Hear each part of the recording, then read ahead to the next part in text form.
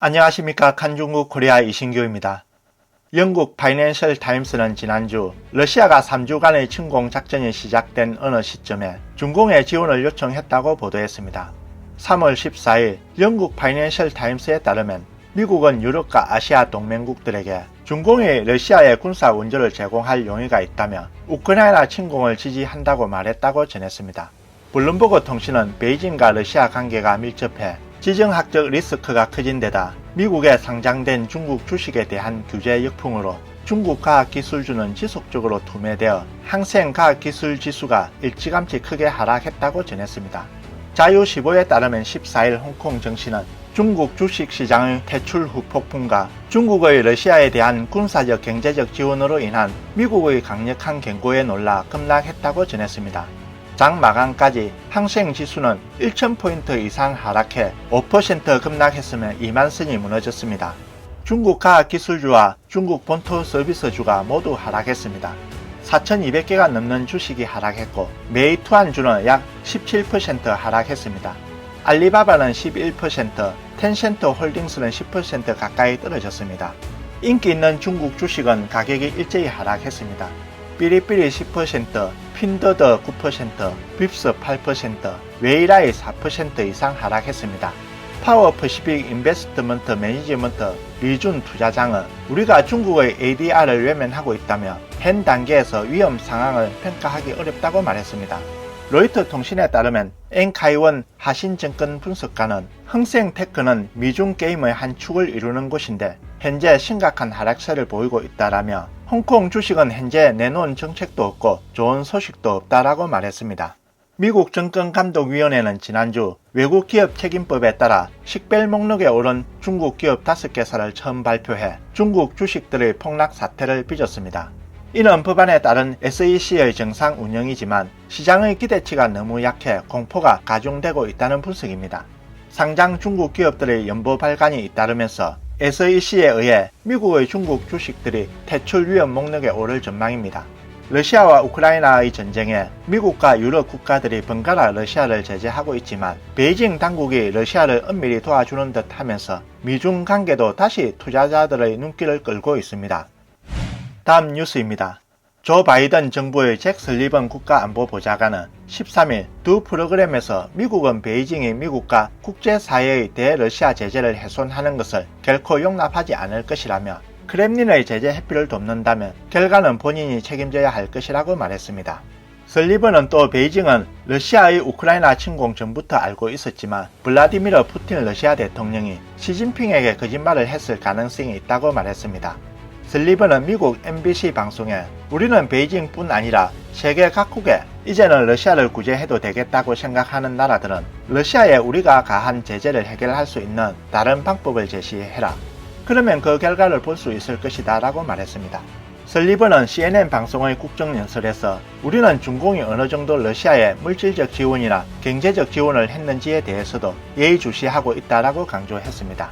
설리번은 또 나는 여기서 공개적으로 위협적인 몽둥이를 휘두르지는 않을 것이라며 그러나 우리가 사적으로 베이징과 직접 소통하고 있으며 대규모 제재 회피 노력이나 러시아의 제재 해소를 지지하면 반드시 결과가 따를 것이라는 점을 알려드린다라고 말했습니다. 그는 우리는 이런 상황이 계속되는 것을 용납하지 않을 것이라며 러시아가 이들 경제 제재에서 어떤 국가로부터도 도움을 받아 회생하는 것을 허용하지 않을 것이라고 강조했습니다. 시진핑과 푸틴이 공모한 것 아니냐는 질문에 설리번은 우리는 중공이 실제로 블라디미르 푸틴 대통령이 어떤 일을 꾸미고 있었다는 것을 어느 정도 알고 있었다고 생각한다라고 말했습니다. 설리번은 푸틴이 유럽이나 다른 사람들에게 거짓말을 한 것처럼 시진핑도 그 내용은 잘 모를 것이라고 강조했습니다. 자오리젠 중공 외교부 대변인도 13일 미국 정부가 베이징 당국과 물밑 접촉을 해왔다고 말했지만 러시아를 도와서는 안 된다는 백악관의 경고에 대한 자오리젠의 답변은 내용이 부실하고 자신감이 없어 보였습니다. 다음 뉴스입니다. 유리심장을 작사 작곡하고 노래하여 화제를 모은 말레이시아계 가수 항밍진은 11일 페이스북에 글을 올려 투표를 포기하는 것은 민주적 권리를 포기하는 것이라며 중공의 전제 치하에서 인민은 부추나 다름없고 최소한의 권리도 상실했다는 점을 은근히 비꼬았습니다. 항민지는 페이스북에 오늘은 조르주 선거이며 린베이는 투표를 위해 고향으로 날아갔다라고 글을 남겼습니다. 어디에 투표하느냐가 중요한 게 아니라 투표한 총 인원수가 중요하다. 왜냐하면 그것은 그들에게 수많은 사람들이 그들이 하는 일을 보고 있으며 잘해야 한다라고 일깨워주기 때문입니다. 투표는 국민이 자신의 권력을 행사하는 것이며 또한 민주국가의 모습을 보여줍니다. 만약 당신이 오늘 투표를 포기하고 민주주의를 포기한다면 오늘날 당신은 투표도 하지 못하고 항의도 하지 못하고 말을 하지 못합니다. 그리고 댓글도 달지 못하고 진실을 말하는 뉴스를 볼 수 없고 구글, 유튜브도 볼 수 없습니다. 그래서 아무리 바빠도 나는 돌아와서 투표를 할 것이다. 왜냐하면 나는 내 손자가 미래에 아무것도 모르는 것을 원치 않고 부추처럼 매일 주성만세밖에 소리칠 수 없게 되기를 바라지 않기 때문입니다. 말레이시아 국민들은 투표할 때 손가락 하나에 잉크를 물들이고 이후 손가락에 묻은 잉크 색깔이 짙어지는 것으로 알려졌습니다. 황민지는 투표 후 찍은 사진과 함께 자신의 페이스북 게시물에 잉크로 얼룩진 자신의 파란색 손가락을 보여주었습니다. 황민지는 지난해 유리심장을 작사 작곡하고 여성 가수 킴벌리와 콜라보레이션해 출시되자마자 국내외 중화권에서 크게 히트했습니다. 유리심장의 가사는 주로 중공에서 세뇌된 샤오분홍을 풍자한 것으로 중공에서 배출된 사이버 대군들은 정부를 비난하는 인사들을 공격하며 마음을 쉽게 다치며 그럴 때마다 사이버상에서 때를 지어 출정하기도 합니다. 이 중국어 노래는 해외 영상 공유 플랫폼에 업로드되자마자 히트해 현재 유리심장 유튜브 조회수가 4,200만을 넘었습니다. 다음 뉴스입니다. 러시아는 우크라이나를 침공하기 위해 군대를 일으켰지만 우크라이나 군민 전체의 저항으로 인해 우크라이나 수도 키예프를 아직 점령하지 못했습니다. 우크라이나 측이 공개한 영상에 따르면 러시아군 기갑부대가 우크라이나군 대전차 미사일의 매복 공격을 받아 황급히 차에서 내려 달아나는 모습이 담겨 있습니다. 사진 속 다수의 러시아군 탱크들이 버젓이 우크라이나 땅에서 움직이고 있었고 우크라이나군 병사들이 대전차 미사일을 들고 매복해 행진 중인 장갑 수송차를 정확히 명중시키자 순식간에 연기가 치솟았고 여러 명의 러시아군 병사들이 차에서 뛰어내려 숨을 곳을 찾고 있었습니다. 또 다른 영상에서는 차량 모델 헤일로 추정되는 다연장 로켓포 여러 대가 지휘관의 명령에 따라 수백 발의 로켓탄을 쏟았습니다. 헤일 방사포는 단위당 48, 초당 2발의 발사 속도로 발사체 세대가 120발의 로켓을 발사할 수 있습니다. 우크라이나 보병은 종종 매복하여 러시아군 기갑부대를 습격하여 놀라운 성과를 만들어냈으며 특수작전 능력은 놀라울 정도입니다. 공식 발표에 따르면 현재 최소 52개국에서 2만 명이 넘는 지원병들이 우크라이나군에 입대했으며 이들 중에는 캐나다 저격수 아모명 왈리와 같은 절정의 고수들이 대거 포진해 있습니다. 탕징 위안 스님 실사평론가는 그 유튜브 채널에서 미국이나 나토 군부가 이미 비밀리에 우크라이나에 들어와 참전하고 있다고 분석했습니다.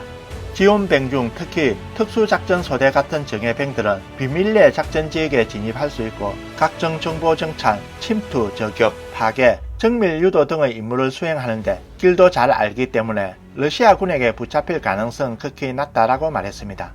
이 전쟁을 통해 우리는 러시아군의 장비가 낙후되고 전술적 사고가 낡았으며 기본적으로 2차 대전부터 냉전 시대까지의 수준에 머물러 러시아군의 소위 세계 2강이라는 대중적 수준은 이제는 아니라는 것을 볼 수 있습니다. 정보통합, 정밀타격, 현대전의 개념으로 볼 때 우크라이나군이 더 우수한 기술력을 갖고 있는 것 같다는 게 탕징 위안의 분석입니다.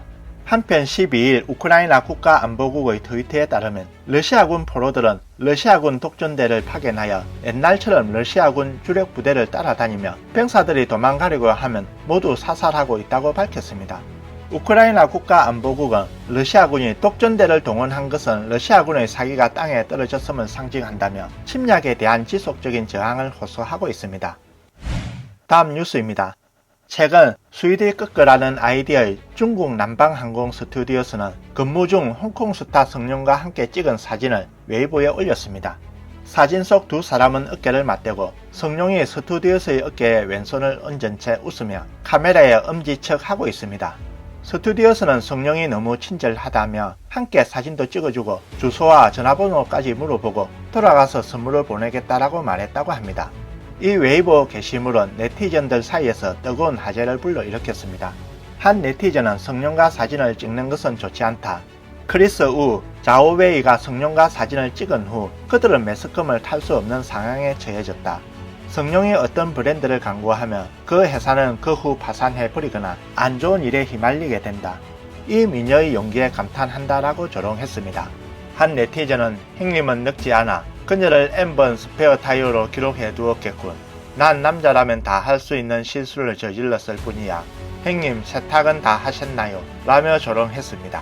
스위디 끄끄는 그 후 이 게시물을 삭제했습니다. 언론 보도에 따르면 홍콩 연예인 성룡은 스턴트맨 출신으로 혼란스러운 사생활과 바람 피우고 아들의 마약 중독, 홍콩 경찰 지지 등으로 끊임없이 논란에 휩싸여 신화닷컴을 비롯한 여러 매체에서 가장 쓰레기 같은 남자 스타로 불릴 정도로 품평이 좋지 않습니다. 성룡은 일관되게 나는 액션 영화를 할 때 내역을 쓰지 않는다, 위험을 감수한다 등을 주장하여 외부로부터 인정받으며 오스카 평생 공로상을 받기도 했습니다.